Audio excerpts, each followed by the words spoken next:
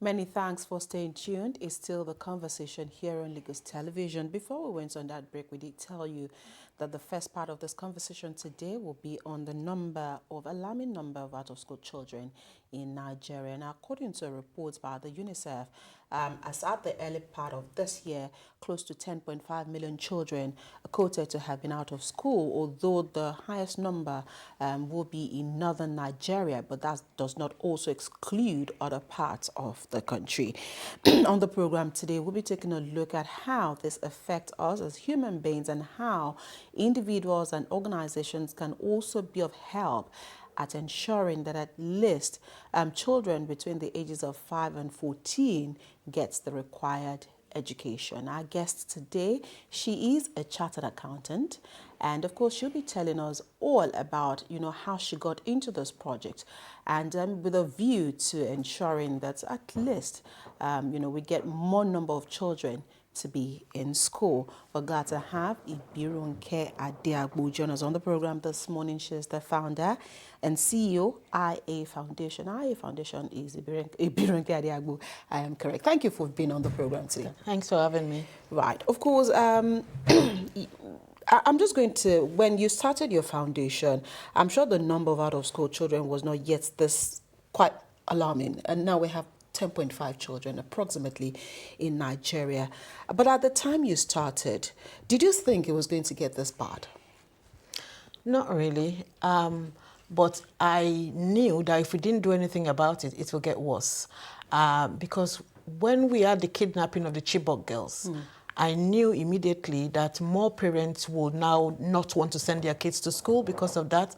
And we then have more instances of children being kidnapped in school. Okay. So that exacerbated the problem. And that's why we find ourselves in this situation. So that's why I had to get very involved in this to make sure we start reducing the number of out-of-school children, because there's a knock-on effect on insecurity. The more out-of-school children you have, the more insecurity you will have in Nigeria. So that's why I got so passionate about it and trying to do my best to reduce the number of out-of-school children in Nigeria. Okay. So over the years, through your journey in trying to ensure that we have a reduction in the number of children that are out of school, what has been the consequences of these, the increasing number of children that we have out of school on the society? Right. So that's a very good question. So as you know, we have insecurity challenges in Nigeria. And there's no prizes for guessing why. It's because we had lots of out-of-school children on the street ages ago. Nobody paid attention to them. So far they are not your children. Nobody cared.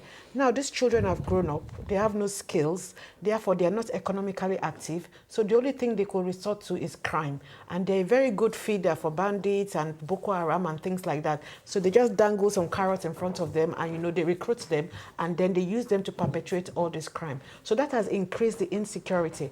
And as we know, the insecurity has been taken to schools. Children are being kidnapped all over the places. So parents are now saying, you know what, we would not even send our kids to school. So it's like a vicious circle. Those children you didn't take care of then is now creating more problem for the current children who are actually in school. So those parents are now withdrawing their children from school. So it's a vicious circle. So we need to do something to break that cycle, to make sure we all proactively and intentionally make sure we focus on reducing the number of out-of-school children so that we don't find ourselves in this situation again in the future. You've mentioned insecurity here, since we started this conversation, but a lot of people would also attribute poverty to one of the issues why children are not in school, because if parents are not able to provide key, maybe food, feeding, paying their tuition fees and all of that. So how critical is it for parents to also, because again, sometimes you ask yourself, is it that parents do not plan, to cater to the number of children they can have? Or sometimes do we just assume that, if I have those children, government or others will help me, cater to them? So poverty, how much of this do we also need to deal with? Okay, so this goes back to the cycle I'm talking about. The reason why some of these parents are poor is because they don't have education. So because they don't have education, they are poor, and now they are not sending their children to school, and therefore their children will become poor, and then this cycle goes round and round. So basically what we are saying is that, okay, fine, you are poor, but don't let that continue. Okay, break the cycle. Let's break the cycle. So therefore, let us help you take your child to school. Let's help you pay for your child to go to school. Let's also advocate to the government to make sure they take their responsibility seriously of educating their citizens. Because if those children get education, they will take the whole family out of poverty. So that's why it's important to make sure it's only education is the silver bullet to be able to break this poverty cycle. Okay. Sorry, Jibola. Ibronke, you stay in the UK. Yeah. And so, although you're a chartered accountant, but I'm sure you also function in the education sector. And so if you were to take a look at government's responsibility, where you are coming from, where should government plug the loopholes here? And again, if we say government, sometimes we generalize a lot. And so when do we begin to apportion blames? Okay, let's not apportion blames. Do we begin to hold more responsible local government or state governments? Let's leave the federal government. Let's look at those two tiers of government. Who should be more responsible to cater to at least early childhood education? Okay, I love that question because I'm going to give you some context into how I got involved in this because, as you said, I'm a chartered accountant. I'm not a teacher. Why am I involved in this? I work in the education sector in the UK as a director of finance in a big college. And one of the funding methodology in ways in which the government funds us is that child must achieve and you must retain that child in school. Right? If you don't retain that child and that child does not achieve some sort of qualification or some certificate, then we will claw back some of your funding. Okay. So therefore, they put the onus on the schools, on the teachers, on the senior leadership in the school to make sure they retain students. Because as you know, some students don't want to study, even for want of trying. Parents put them in school, some of them don't want to go to school. So the government, the UK government, have put the onus on the schools to make sure they retain those children and make sure they get a certificate at the end of it. So where I got involved, as a director of finance, I need to balance my books. Right. So if they don't retain that child, the government will claw back the funding. So it messes up my budget because it's like, I will assume I'm going to get X amount. But if that child leaves or he doesn't get a certificate, my funding goes down the drain. So I have to keep going, telling the teachers and the senior leaders that please, those children need to achieve and they need to be retained throughout that program so that we can get the funding stream. Right. So I'm doing that. And in the UK, we have zero tolerance for out-of-school children, because they have all these methodologies in place. And then when I come to Nigeria, I see lots of children on the streets. And it became a moral dilemma for me because I'm in the UK, I'm busy trying to get out-of-school children to go to school so that my funding, I don't miss out on my funding. Right. And then I come to Nigeria, my motherland, I see children roaming the streets during school hours. Right. So I thought, this is not right. I need to do something about it. So I returned to the UK, set up this foundation, IA Foundation. And the whole idea is to raise funds in the UK and then come to Nigeria and pick these children up from the streets, put them in school, pay for their school fees, their books and things like that, just to make sure they get access to education. So far we've picked up 105 children from 9 states within the Federation. In how many years? In the last 6 years. We've been in existence for the last 6 years. So now, going back to your question, there needs to be collaboration between federal, state, and local government because they all have to take joint responsibility. As you know, the UBEC is responsible for basic education in Nigeria. And the way UBEC is being funded is called counterpart funding, where the state government needs to put their own share on the table and federal government will pass their own money through UBEC and they'll put the counterpart funding on the table. Now, if the state governments don't put their money on the table, you can't draw from UBEC will not release theirs. And most state governments are holding back to their own fund. So therefore, UBEC is sitting on their own money, which is about 135 billion.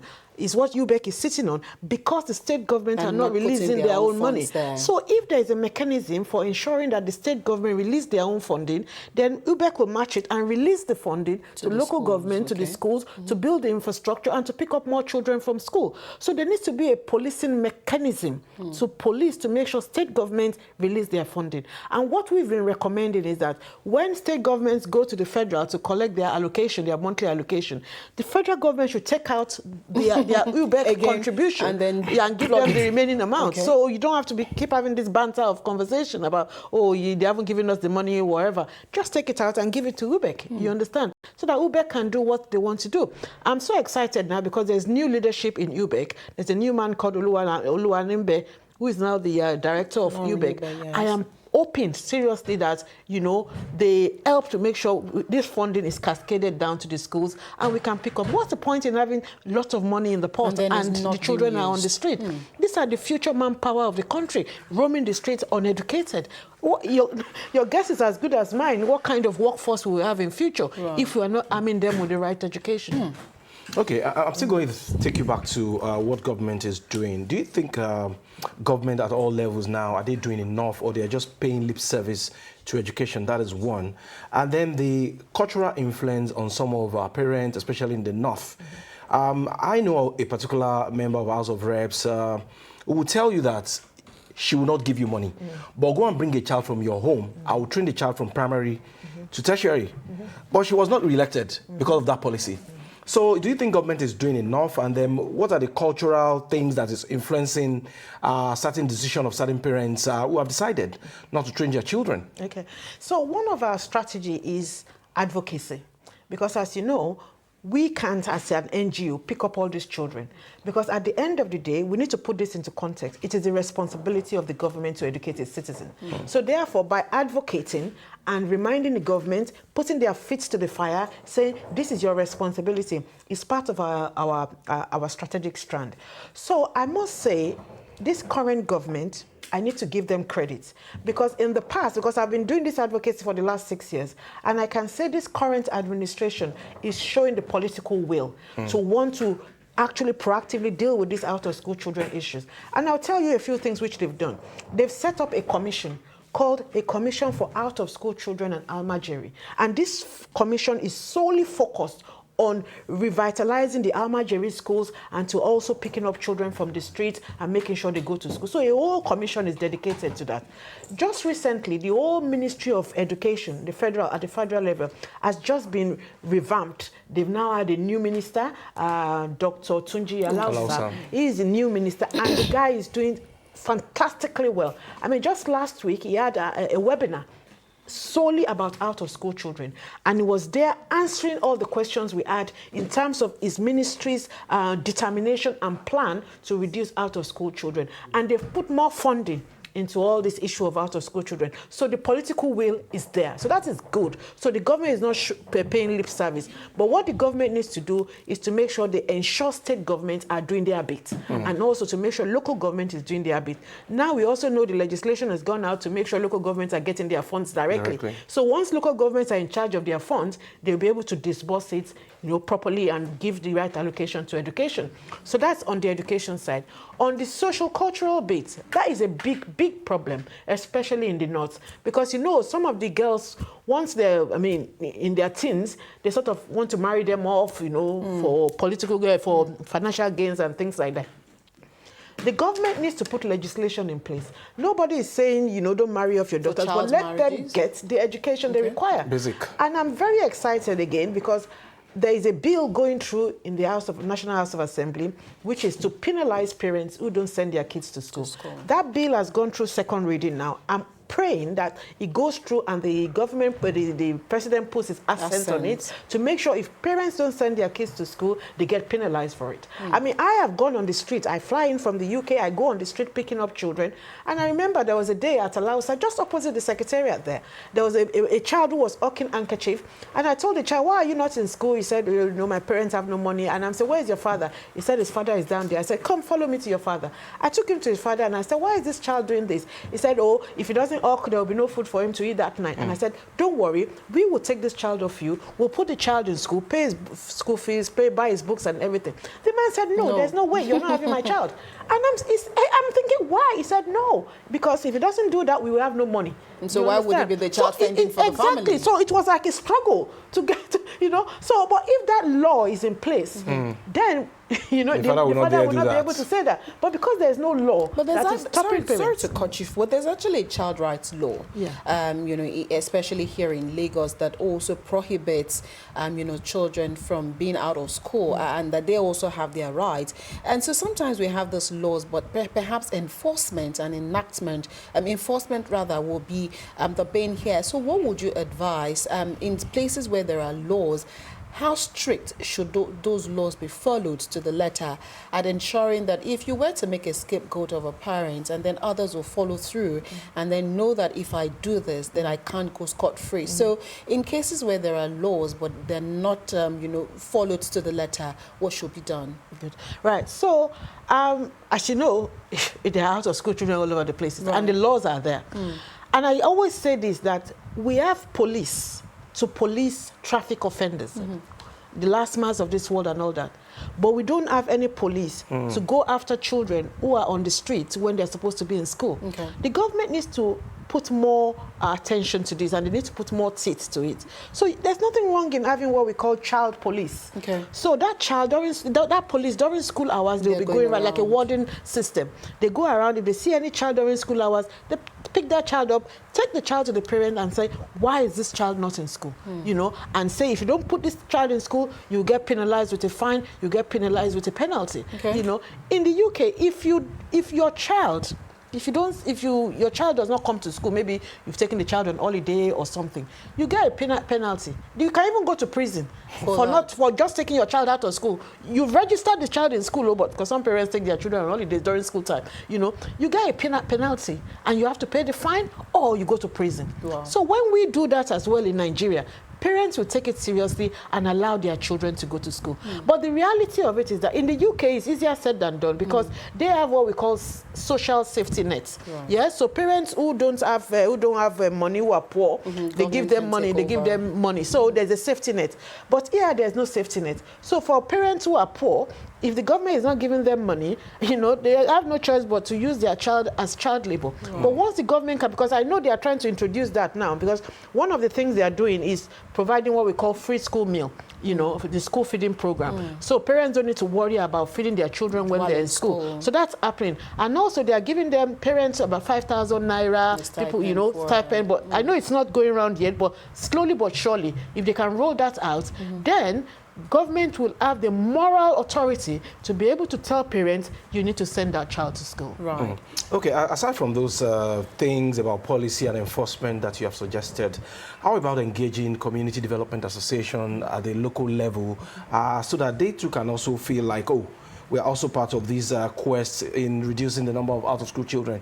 Do you think government should begin to have that kind of engagement with community development associations? Absolutely, yeah, especially religious organizations and NGOs like mine. We are here to support the government, you understand. So they need to, NGOs that are working in this space, they need to get all of us together as a coalition to make sure we can work with one force and support the government. Also religious leaders, because our people tend to listen to religious leaders a lot. The imams of this world, the pastors of this world. If these pastors and imams, when they are preaching, if they actually address this issue, that parents, please, yes, you believe in God, you are religious, but you need to educate your child. You need to send your child to school. You need to release that child to get education so that that child will be able to take the whole family out of poverty. If they try and evangelize this to parents, hopefully they will hear, they will listen, and they will release their child to actually go to school. In some of the instances, in my experience with parents, when I interview them, say, why aren't you letting your child go to school? Because, as you know, education is free. Yeah, in inverted commas. You understand? I like that. But parents have to buy books. They have to buy bags. They have to pay Parents-Teacher Association, graduation fees, and all this, jam fees and all that. And they don't have it. The government will find a way of providing all these things for free as well, so that we know that education is absolutely, absolutely free. Because the way it is, it's a false economy now, saying it's free, but it's not, because parents still have to make some payments, So government needs to come to the aid of parents and to make sure they are not really spending much to educate their children, at least for basic education, because basic education is compulsory, up to GSS 3. Right. It's free and it's compulsory. So government needs to support parents and reorientate them. One of the things we are also doing is we've got a program which we call Free, which is we try and empower women especially single mothers. We empower them to have something to do. So if they have something to do, then they will have some money to be able to put their children through school. Right. Yeah. So 6 years down the line, you've been on this project, and I'm sure that you had your ups and downs, and of course on this project. So you mentioned a case at hand where a father did tell you categorically, no, my child can't stop doing this because it's actually fending for the family. That's one case. And so what other cases have you seen that got you puzzled in your efforts at ensuring that you're also contributing your quota to having more children in school? Okay, so we have situated, because what we tell, one of our policies in IE Foundation is that so that we can spread the funds a bit, we tend to go out to some of where the problem is. So sometimes we go to what we call IDP camps. Okay. Yeah, because some children some families are in IDP camp because of insecurity. But those children in the IDP camps, they are not accessing education. They have no access to education. So we come in from the UK with teachers, with books, food, and things like that. We go to the IDP camp and we start trying to teach them and give them some sort of education and give them provisions. And immediately we are leaving the IDP camp, we see that the security enforcement agency that are protecting the the IDP camp, they take those things off them. And it's like, these are the people that are meant to be protecting them. But they are the ones taking these things we brought from them. And it's very worrying for us that, why is this happening? This shouldn't be happening. So the government needs to find a way of penalizing even law enforcement agencies that are, depriving us from doing what we're meant to do to support the government. So that's one part of the problem. The other part of the problem is that when we go to these parents and tell them, you know what, we've come from the UK, we want to do this, they find it too good to be true. Some of them, somebody have accused me that I'm a kidnapper, that I want to kidnap their child. And then you're just luring. Exactly. Somebody has said I'm a ritualist, that I want to go and use their child for rituals. You understand? Because they just think from nowhere, you don't know why me. You being nice. Why you being nice to me? You understand? But we then try and explain to them that, have you heard of Ngozi Okonjo-Iweala? Have you heard of Akinwumi Adesina? They are on the world stage. They are Nigerians representing us. If you release this child to us and that child gets education, that child can be the next Ngozi Okonjo-Iweala. You understand? We try and preach all this to them. Sometimes reluctantly they allow. Some just say there's no way, that they don't know us and they will not release that child to us. So there's nothing we can do in such situations. Okay, so far, what has been the journey like? What kind of feedback are you getting from those you have trained so far? Right. I personally... And how do you track them to really ensure that they are in school? Okay, so we have volunteers all over the country, because most of our work is done by volunteers. So these volunteers, we attach about, depending on the state the volunteer is, we attach children to them. So they could have 5 children they are responsible for. So they have to go to those schools to check up on those children to make sure, yes, they are going to school. They also have to make sure they check up on them at home, especially now that the children are on holiday, to check up on their welfare. Because some of these children, they're not properly cared for at home. It's one thing for you to see them turn up at school, but you also need to look at the setting in which they are living at home and to make sure it's okay. Because one of the things we had to do in Makoko, because Makoko is a slum, as you know, and we have some of the children we are sponsoring there. And what we then realized, when we paid them visits, we realized most of them, they haven't got good, clean water to drink. You understand? They are drinking from that dirty water and Makoko water. And, if a child is not healthy, they can't study. So what we decided to do as an organization is we built a borehole in Makoko. And that borehole is servicing the whole Makoko, even the parents as well, the children. So the children are having access to clean water, so that will aid their learning. Also, in school, some of the children will pay for their feeding in school because we believe there is a correlation between having food in your belly and be able to assimilate. Because no food in your belly, there's no way you can assimilate. So we tend to support that to make sure we provide feeding for these children in the school. So these are some of the few things we do. I mean, some of the girls, when they are seeing their period, they don't want to go to school because they can have no money to buy pads. So we tend to buy sanitary towels for these girls to make sure they can then go to school. So these are some of the few things we've been doing. Okay, let's quickly delve into IA Foundation before we allow you go this morning. You have close to 110 children. 105, yeah. 105. And do you do just basic education, or how do you function? And then when you take those children, do you need their parents' consent to actually take full responsibility of their education? And when you sponsor their education, are there limits to what it is you can provide for them? Okay, so we only sponsor all the way to secondary school, so that's SS3. Okay. So from primary to SS3. Right. But what we are also doing is we don't want what we call a cliff edge, where after that there's nothing and then they go back on the street. So we are partnering with another NGO, which is based in America, to be able to give scholarship for them to go to university. Okay. So at the moment, they've got scholarship for STEM courses. Okay. You understand? So Science, we're doing that. Yeah. So we're doing that partnership with them. Also, in terms of the parents' consent. Yeah. So the way we sponsor children is we have to make sure it's properly documented, because we are regulated in the UK. So you go on our website. Yeah. The form is on the portal. You get someone to complete it, because some of the parents can't complete it themselves. We make sure they complete it with the data of that child and everything. And it goes through our committee. We have a committee called the Bursary and Programs Committee. So we vet those children through that committee. We look at the high priority, because sometimes we get inundated as well with out of school. So we have to look at the high priority children. So for instance, one of our rules is that we only sponsor one child per family. Yeah. Okay. And if there is a boy and a girl that needs assistance, we choose the girl. You see what I mean? Because gender parity we think the girls are more vulnerable than the boys, basically. So we have those rules, but the parents must give consent, because at the end of the day, it's their child. Right. If we don't get consent and the form gets signed, there's nothing we can do. We cannot sponsor that child. Also, whilst the child is going through school, we, as I said, we cater for them, we pay for their school fees and all that. We also have people who come to us and say they want to sponsor a child. So if you go on our website, on our portal, so you can go there. It's like you got all these children there. You can just go and choose the child you want to sponsor, and then you start donating towards sponsoring that child. So we make sure when we receive those fundings are restricted in our books. We make sure that money is only used for that particular child that needs to be sponsored. So this is what we tend to do in terms of making sure we support these children.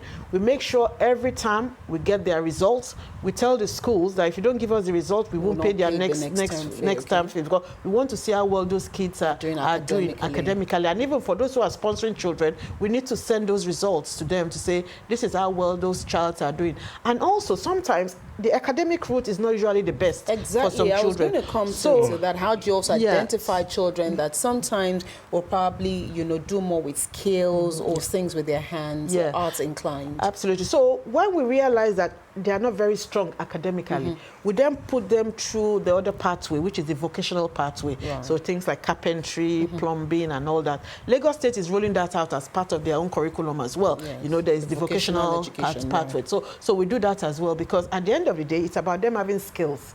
And however the skill is, so far they can be economically active in future. And we need all these artisans anyway. We need plumbers, we need carpenters and all that. So we can't all go to university, if you see what I mean. So we just make sure from their results we determine what they have a flair for, what they have capacity for, and just put them through the right pathway. Okay, aside from those sponsors, I know that funding is very key to whatever you are doing. So how do you source for your funds? Good question. So basically, first of all, I'm an accountant, so this is what I do best in terms of making sure we have funding. So, as I said, I'm based in the UK. So every year we have a flagship charity gala, where we invite the creme de la creme of the Nigerian diaspora in the UK to an event, a fundraising event, and we all socially donate and invest to be able to reduce the number of out-of-school children. Coincidentally, on the 26th of April, we've got another one of those events. People are flying in from Nigeria, actually, for the event as well. And we're going to raise a lot of funds. The last one we did in the UK, we raised £24,000. So at the rate of almost 2,000 to 1, that's quite a lot of money. We bring that in, and then our volunteers go on the street again during school time, start picking up these children, and then we start putting them in school. I already mentioned we have individuals who specifically come to us and say, I want to sponsor this child. We have people who actually donate their time pro bono. Some people give us office room pro bono. Some people allow us to use their facilities pro bono. It all adds up at the end of the day. Some people give us their time. The volunteers give us their time pro bono. So all this enables us to be able to balance our books and to be able to work effectively as an organization. What we are now looking at is looking for institutional donors. You know, so we're going to be going to the first banks of this world, United Nations, to be able to seek, you know, institutional funding. Okay. All right, before we allow you go this morning, or as a parting shot, 6 years ago, you founded IA Foundation as part of your birthday celebration, a landmark birthday celebration. Looking back 6 years down the line, would you say you're fulfilled? Absolutely. However, there's more to do because. Okay. When I wake up, and it keeps me awake at night, saying 18.3 million children out of school, and we've only picked up 105, which is a drop in the ocean.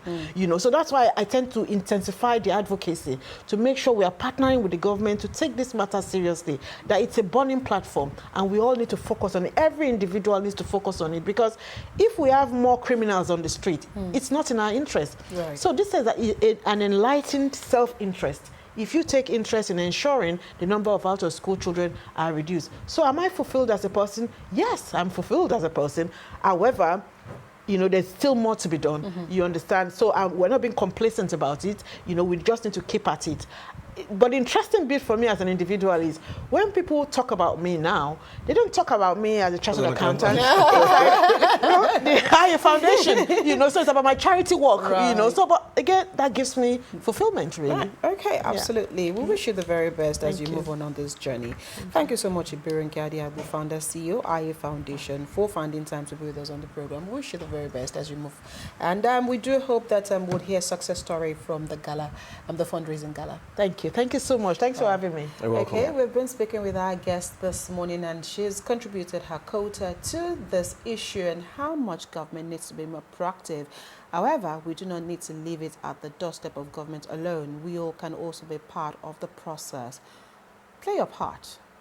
All right, that's the much we take on this side of the table. Today, we'll take a quick break. When the conversation returns, Joy and Adeagbo will take you through their Lagos conversation.